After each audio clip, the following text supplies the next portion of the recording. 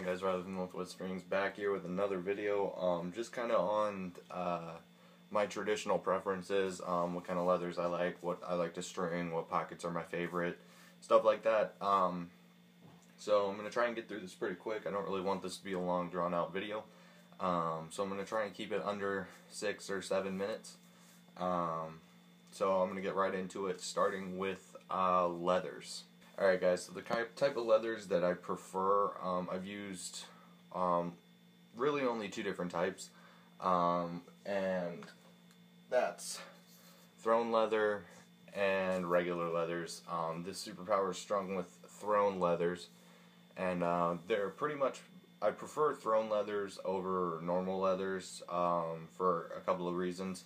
One reason being that they are waterproof. I like the fact that they're waterproof. I only really use wax mesh because it's waterproof, or string king mesh because they have hydrophobic fibers, which basically means they just don't absorb water. So being able to have the water resistance in a traditional makes it so that I don't have to use mesh as much, and I really don't like to use mesh that much. But a few of my sticks actually do have it. Just because it's easier to restring and string over and over again. Water resistance, that's the main reason I like throne leather, and the second reason is they are pre-stretched, so they're a lot softer than Gimalax leathers would be. So this pocket is strung with Gimalax leathers, so it's a lot stiffer than this one is, just because these leathers are pre-stretched and these ones are not. So the throne leathers are a lot softer. There's less break-in time with them because they're pre-stretched, so the pocket's pretty much ready to go right when you string it. So I prefer throne leathers. Gimalax leathers, I will use them. I just stretch them out a lot beforehand, which I recommend you do anyway, because 1, it softens them, and 2, you'll see if they are damaged or not. So if they break, you won't realize that after you've strung the stick, because that's I've been through that. It's a grueling process, stringing up a whole stick and then it breaking right away. So I recommend stretching the leathers. And getting into another thing, the next thing I'm going to talk about is what type of pocket I like to string and the placement. Alright guys, as far as placement and pocket type that I like, I prefer the 6-diamond classic single strings, and after that I prefer pitas. I like to use 6 diamonds in my single strings just because 5 diamonds gives too much whip. It's too big of a gap for the ball to sit in, so it adds a little too much whip. But 7's just not enough, so it's too smooth with 7. So 6 is kind of my happy medium that I found. And I'm really digging 6. It has the perfect amount of hold, perfect amount of whip that I want. And as far as pitas go, I like to use more diamonds in my pitas because pitas, I string 5-string pitas instead of 3 or 1. I applaud the people that can string a 1-string pita. But I've seen people do 3-string pitas, and I like to do 5 strings just because I like the pocket to be loose in some spots, so I like to use more diamonds so I can really have full control over where it is loose and where it is tight, thus adding the right amount of whip that I'd like, because I usually string the center track pretty tight just so that the ball can ride easier off of it, and then these 2 inner slots I usually adjust the tensions a little bit to add whip and hold. So I like to use more diamonds in my pitas just because I have more control, whereas if I tried to do that with a single string, it would be very inconsistent because the tension would eventually pull through the entire pocket. And as far as pocket placement, I usually kind of shoot for a mid-low in all of them. So this one kind of is a little lower than these other 2 that I have. This one is a little more mid-low, just about the same, not a drastic difference. And then this one is just about the same, a little higher than both of those. So that's pretty much the placement and pocket types that I like. And I'm going to get into spacing and cutting and tying off leather. So as far as spacing goes, generally with my classics, I try to keep everything about an inch apart, sidewall wise, cross lace wise, and shooter wise. So the cross lace, I skipped pretty much every other hole just to kind of keep it equidistant apart, and the diamonds are pretty much the exact same. I matched them up and then adjusted them a little bit.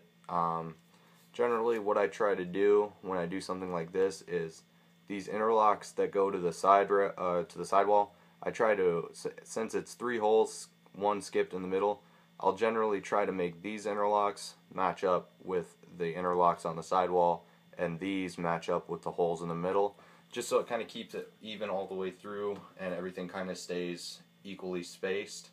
But I generally adjust it a little bit after I do that. That's just kind of so I can get a base and then adjust it to the specifications that I like. And so generally I just try to keep everything an inch apart. It's a pretty good rule that I've taught myself. An inch apart is pretty much perfect for me with 6 diamond traditionals at least. I don't really string much else, so I haven't really adapted or created a preference for larger diamonds. I'd say about 1.5 to 2 inches apart would probably be appropriate. And the other thing, tying off leathers, like I said in the Surgeon 10 Classic Traditional Pocket video, I like to wrap my leathers around and tie them off in the back with a square knot. I'll generally tie them in the front first, just give it one little crossover in the front, and then square knot in the back, just so I have a lot more leather to work with if I ever have to go and adjust. I do the same thing with strings. I tie them 3 or 4 times before I actually cut them, and I actually leave 3 or 4 fingers of distance to work with afterwards.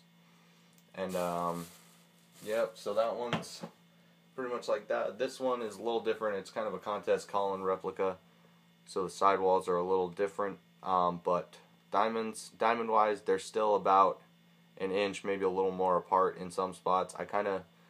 One of the things I like to do is kind of make the diamonds in the middle a little bigger, or right where the pocket is the deepest. I make those diamonds a little bigger so they hold the ball a little bit more, and make them a little smaller towards the top so it gives it a nice smooth release.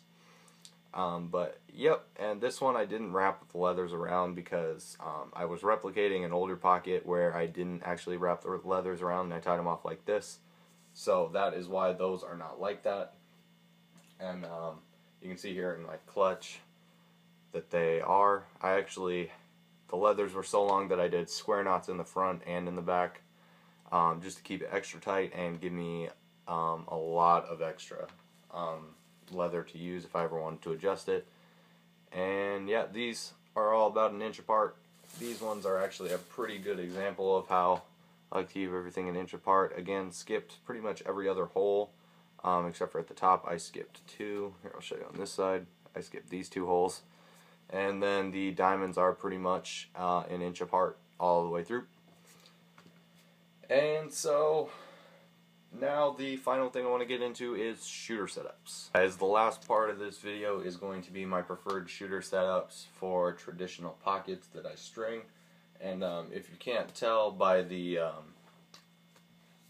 reoccurring thing, let's see if I can show all of these.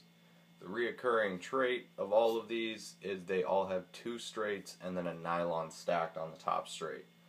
So generally, I recommend that you always put a nylon at the top, very top of your shooter setup in your traditional, unless you like it to hit off the scoop, because when it breaks in, everything's going to get kind of loose, and at least traditionals I've seen, they generally tend to lip a little bit. So I generally recommend to at least put a nylon in the top or a really tight shooter. And I've always just kind of preferred the 2 straights and a nylon look. It's super clean, super classy, and yeah, not much else to say. I just prefer 2 straights in the nylon. Gives it smooth with a little snap at the end, which is just what I like. So those are my stringing preferences traditional wise. I might do a mesh one in the future, but For right now, these are my traditional ones. I might even add to this video later on in the future, but yeah, those are my traditional preferences. Thanks for watching, guys. If you made it through the whole video, I appreciate it. If you guys have some of the same preferences, definitely let me know. And as always, thank you for watching, and please subscribe.